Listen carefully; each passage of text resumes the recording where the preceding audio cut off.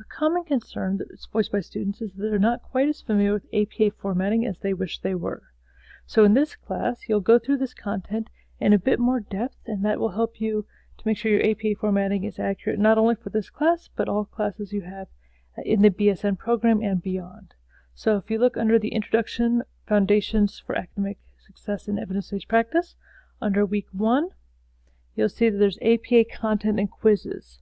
The ones that are indented the most, each of these, takes you to a separate page for the primary information you need to know involving APA formatting at this point. And so each of these, indented all the way down through appendix, will take you to a separate page. When you click on the link, so for example, if I click on the Style and Format, which is the first one, it will take me over to a page that has a brief introduction of that content, a little bit of an example, including, for most of them, a true sample embedded in there to show you exactly what you would be doing. And then there's some interactive activities that you can do if you're not as familiar or as comfortable with that content. But under each one of these, there'll be a quiz. This is what you need to go in and do for the score for this portion of the class.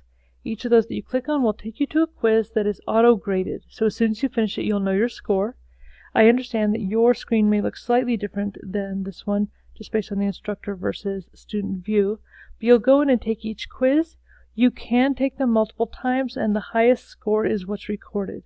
So you need to make sure that each of those is completed.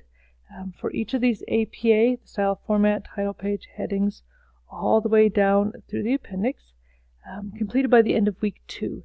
These are not particularly long, but they're very informative, and you can use these as a resource throughout your semester and throughout the entire BSN program, anytime that you're not sure quite how to do the APA formatting.